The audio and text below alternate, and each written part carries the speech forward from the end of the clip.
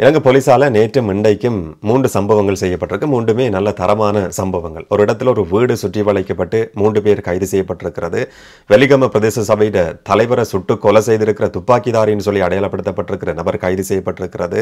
ஒரு இடத்துல நடந்திருக்கிற ஒரு சேசிங் வேனை துரத்தி போய் அந்த டிரைவரை பிடிச்சிருக்கிற சம்பவம்னு சொல்லி இலங்கை போலீஸ் சினிமா பாணியில் சில சம்பவங்களை நேற்று இன்றைக்கும் செய்திருக்கு. இதெல்லாம் எப்படி நடந்ததுன்றதை இந்த வீடியோவில் விளக்கமாக பார்த்துடலாம். முதல்ல பிலியந்தல பிரதேசத்தில் நடந்த ஆரம்பமான அந்த சேசிங், ஒரு வேன் வந்த சந்தர்ப்பத்தில் பிலியந்தல பிரதேசத்தில் கடமையில் ஈடுபட்டு கொண்டிருந்த 2 போலீஸ் ஆஃபீஸர்ஸ், போக்குவரத்து போலீஸ் பிரிவினுடைய அதிகாரிகள், டிராஃபிக் ஆஃபீஸர்ஸ் 2 பேரும் ஒரு வேன் வந்த சந்தர்ப்பத்தில் சந்தேகத்துக்கு இடமா இது வருது, நிப்பாட்டி சோதனை செய்யலாம்னு சொல்லி நிப்பாட்டுறாங்க.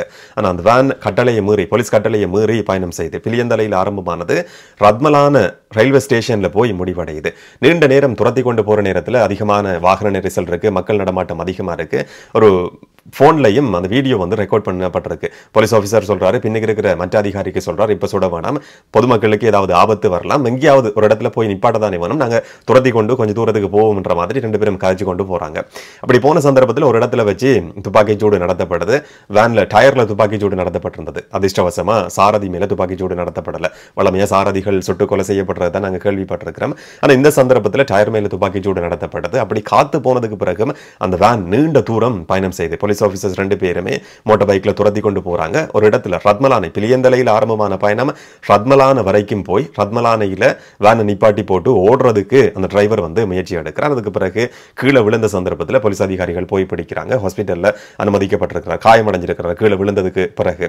எதுக்காக அவர் போலீஸ் அதிகாரிகளோட கட்டளையை மீறி பயணம் செய்திருக்கிறார்ன்றது இதுவரைக்கும் தெரியாது. ஆனால் 30 வயதான ஒரு நபர் தான் இப்படி கைது செய்யப்பட்டிருக்கிறவர். ஏற்கனவே போதைப் பொருள் கடத்தலோடு இவருக்கு தொடர்பு இருந்தது என்ற மாதிரியான குற்றச்சாட்டு சுமத்தப்பட்டிருந்தது. ஏற்கனவே ஒரு குற்றச்சாட்டு சம்பந்தமா தேடப்பட்டு வர்ற ஒரு சந்தேக நபர் என்றதும் இன்றைக்கு போலீஸ் அதிகாரிகளால உறுதி செய்யப்பட்டிருக்கு. இந்த மாதிரியான ஒரு சேசிங் சினிமா பாணியில நடந்திருக்கிற சம்பவம் நேற்றைய நாளில் பதிவாகி இருந்தது. இன்றைக்கும் அது அதிகமா பேசப்பட்டது. அந்த வீடியோவையும் கொஞ்சம் நாங்க பார்க்கலாம்.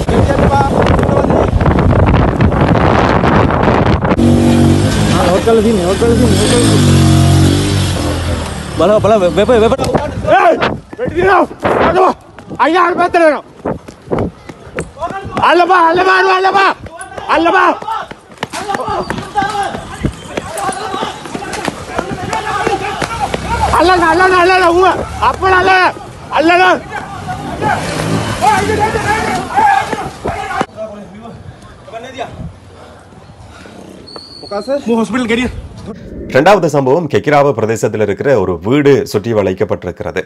நிதி குற்ற விசாரணை பிரிவுக்கு, சிஐடியிட நிதி குற்ற விசாரணை பிரிவுக்கு ஒரு ரகசியமான தகவல் கிடைச்சிருந்தது. வெலிகம பிரதேச சபையிட தவிசாளர் தலைவர் லசந்த விக்ரமசேகர இல்லாட்டி மிதிகம லசா சுட்டு கொலை செய்யப்பட்ட சம்பவத்தோட தொடர்பு பட்டிருக்கிற சந்தேக நபர்கள், துப்பாக்கிதாரிகளை தேடி கண்டுபிடிக்கிறதுன்னு சொல்லி பல விசாரணை குழுக்கள் நியமிக்கப்பட்டிருந்தது. இந்த மாதிரி சிஐடியினுடைய நிதி குற்ற விசாரணை பிரிவுக்கு கெக்கிராவ பகுதியில் இருக்கிற ஒரு வீட்டுக்குள்ள ரகசியமா மர்மமான முறையில் யாரோ சிலர் தங்கியிருக்கிறாங்கன்ற தகவல் கிடைச்சிருந்தது. அதுக்கு பிறகு எஸ்டிஎஃப் அதிகாரிகள், சிஐடி அதிகாரிகள், அனுராதபுரம் போலீஸ் பிரிவினுடைய அதிகாரிகள், ஆமியை சேர்ந்தவர்கள் சொல்லி அந்த வீட்டை சுற்றி வளைக்கிறதுக்கு நடவடிக்கை எடுக்கிறாங்க. இன்றைக்கு அதிகாலையில் அந்த வீடு சுற்றி வளைக்கப்பட்டிருந்தது. அந்த வீடு சுற்றி வளைக்கப்பட்ட சந்தர்ப்பத்தில் 3 பேர் கைது செய்யப்பட்டிருக்கிறாங்கன்னு சொல்லி ஒரு சில ஊடகங்களில் சொல்லப்படுது. இன்னும் ஒரு சில ஊடகங்களில் 2 பேர் கைது செய்யப்பட்டாங்க. அதுக்கு பிறகு இன்னும் ஒரு நபர் கைது செய்யப்பட்டார் என்ற மாதிரியும் தகவல் வெளிவந்திருக்கு. அந்த வீட்டில இருந்து ஒரு நபர் தப்பியோடினார், அவர்தான் துப்பாக்கிதாரி என்ற மாதிரியும் இன்னும் ஒரு சில ஊடகங்களையும் குறிப்பிடப்பட்டிருக்கு. ஆனா அந்த வீட்டுக்குள்ள இருந்து இல்லாட்டி வீட்டோட சம்பந்தப்பட்ட 3 பேர் முதல்ல இன்றைக்கு அதிகாலையில் கைது செய்யப்படுறாங்க. கொலைக்கு பயன்படுத்தப்பட்ட அந்த மோட்டார் பைக்கும் அந்த வீட்டில இருந்து கண்டுபிடிக்கப்பட்டிருந்தது. ஹெரோயின் போதைப் பொருள் பயன்படுத்தி இருக்கிறாங்க. போதைப் பொருளும் அந்த இடத்துல இருந்து கண்டுபிடிக்கப்பட்டிருக்கு. 12 லட்சம் ரூபாய் பணம் அந்த இடத்துல இருந்து கண்டுபிடிக்கப்பட்டிருக்கு. போதைப் பொருள் பயன்படுத்துற சில உபகரணங்கள் கண்டுபிடிக்கப்பட்டிருக்கின்ற மாதிரியான தகவல்களும் வெளிவந்திருந்தது. அந்த வீட்டுக்குள்ள வச்சு போதைப் பொருள் கடத்தல் நீண்ட காலமா முன்னெடுக்கப்பட்டிருக்கு.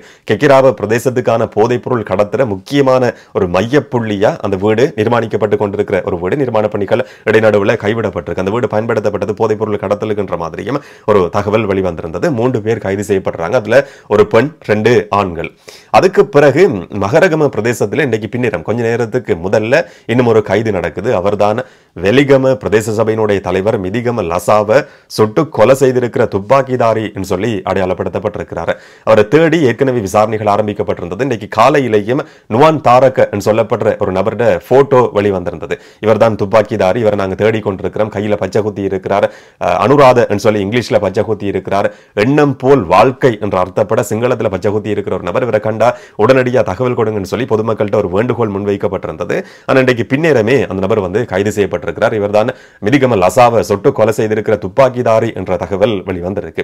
மிதிகம லசாவினுடைய இறுதி கிரியைகள் இன்றைக்கு நடத்தப்பட்டிருந்தது. எதிர்க்கட்சி தலைவர், ஐக்கிய மக்கள் சக்தியினுடைய தலைவர், அவருடைய கட்சியை சேர்ந்தவர் தான் மிதிகம லசா. அதனால இறுதி கிரியையில சஜித் பிரேமதாசன் இன்றைக்கு கலந்து கொண்டிருந்தார். உள்ள போய் வெளியில வந்ததுக்கு பிறகு ஊடகங்களுக்கு கருத்து சொல்ற நேரம் சஜித் பிரேமதாஸ் சொல்றார், நாட்டில் சட்டம் ஒழுங்கு வீழ்ச்சி அடைஞ்சிருக்கு, பொதுமக்களுக்கு எந்த விதமான பாதுகாப்பும் கிடையாது, ஒரு மோசமான ஆட்சி நடந்து கொண்டிருக்கிற காலகட்டமா இது மாறி இருக்குன்னு சொல்லி கடுமையான விமர்சனங்கள் சஜித் பிரேமதாசவால முன்வைக்கப்பட்டிருந்தது.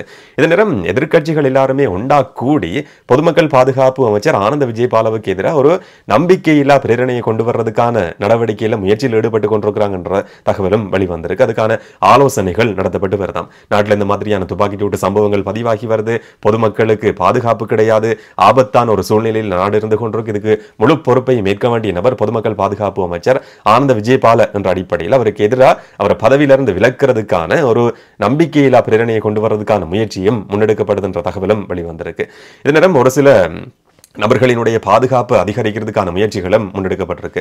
போலீஸ் அதிபர் பிரியந்த வீரசூரியவினுடைய நேரடி கண்காணிப்பின் கீழ் இந்த நடவடிக்கை ஆரம்பிக்கப்பட்டிருக்கு.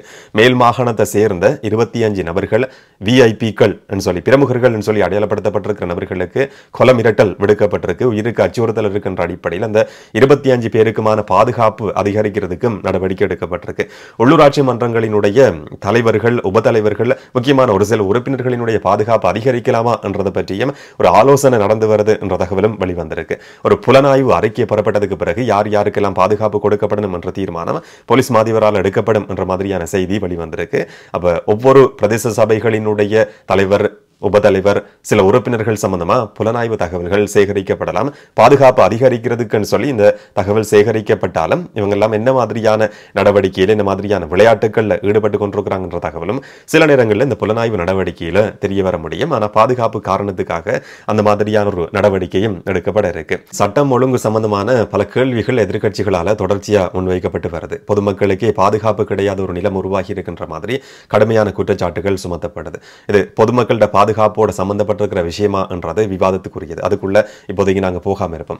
ஆனா நீதிமன்றத்தில் வச்சு ஒரு சந்தேக நபர், கனிமுல்ல சஞ்சீவ சொல்லப்பட்ட நபர் குற்றவாளி கிடையாது, சந்தேக நபர் ஜட்ஜுக்கு முன்னால சாட்சி கூண்டில் இருக்கிற சந்தர்ப்பத்தில் சுட்டு கொலை செய்யப்படுறாரு. இலங்கை வரலாற்றில் அந்த மாதிரியான ஒரு சம்பவம் பதிவான முதல் சந்தர்ப்பமா அது அமைஞ்சிருந்தது. இன்னும் ஒரு பக்கம் பிரதேச சபையினுடைய தவிசாளர் பொதுமக்கள் தினத்தில் அவருடைய ஆபீஸுக்குள்ள இருந்த சந்தர்ப்பத்தில் சுட்டு கொலை செய்யப்பட்டிருந்தார். அவர் மேல குற்றச்சாட்டுகள் இருக்க முடியும். பொதுமக்கள் பாதுகாப்பு அமைச்சர் ஆனந்த விஜயபால சொன்ன மாதிரி 6 வழக்குகள் இருக்க முடியும். பாதாள நடவடிக்கைகளோடு சம்பந்தப்பட்டவர் சொல்லி சந்தேகப்படலாம், குற்றம் சாட்ட முடியும். ஆனால் அவர் கடைசியில பொதுமக்கள் பிரதிநிதி. ஒரு சம்பவம் நீதிமன்றத்துக்குள்ள ஜட்ஜுக்கு முன்னால சாட்சி கூண்டில் இருந்த நபர் சுட்டு கொலை செய்யப்படுறார். இன்னும் ஒரு பக்கம் பொதுமக்களோட வாக்குகளால தெரிவு செய்யப்பட்ட ஒரு மக்கள் பிரதிநிதி, ஒரு தவிசாளர் பொதுமக்கள் தினத்துல சுட்டு கொலை செய்யப்படுறார். பட்டப்பகல்ல இந்த மாதிரியான சம்பவம் நடக்குதுன்னு சொன்னா அது பாரதூரமான விஷயம் தான். என்ன சொன்னா இந்த மாதிரியான சம்பவங்களை செய்யறதுக்கு இன்னும் பலர் தயாரா இருக்கிறாங்கன்றதுதான் இதுல ஆபத்தானது. பல இடங்களில் சுற்றி வளைப்புகள் நடத்தப்படுது, பல நபர்கள் கைது செய்யப்படுறாங்க. ஆனாலும் கூட இந்த மாதிரியான சம்பவங்களை செய்யறதுக்கு இப்பவும் ஒரு தைரியம் கிடைக்குதுன்னு சொன்னா அந்த தைரியம் எங்கிருந்து கிடைச்சது என்ற ஒரு கேள்வி இருக்கு. இதுக்கெல்லாம் தயாரா இருக்கிற நபர்கள் யார், அதுக்கான வழிநடத்தல் எங்கிருந்து செய்யப்படுது என்ற பல கேள்விகள் இருக்கு. அந்த கேள்விகளுக்கான பதில்கள் கிடைக்கும் வரைக்கும் இந்த மாதிரியான சம்பவங்கள் தொடர்ச்சியா நடந்து கொண்டுதான் இருக்கும். அப்படியா இருந்தாலும் வெலிகம பிரதேச சபையினுடைய தவிசாளருடைய மரணம், படுகொலை சம்பந்தமா துப்பாக்கிதாரியும் அவருக்கு உதவி செய்த நபர்களும் இன்றைக்கு கைது செய்யப்பட்டிருக்கிறாங்க. இது வரவேற்கப்பட வேண்டியது. இலங்கை போலீஸ் 3 முக்கியமான சம்பவங்களை நேற்றும் இன்றைக்கும் செய்து காட்டியிருக்கு. அதுக்கு ஒரு பாராட்டை நாங்க பதிவு செய்வோம். இதை பற்றி நீங்க என்ன நினைக்கிறீங்கன்றதை கமெண்ட்ல சொல்லுங்க. இன்னும் ஒரு வீடியோல இன்னும் ஒரு தகவலோட சந்திக்கலாம். வணக்கம்.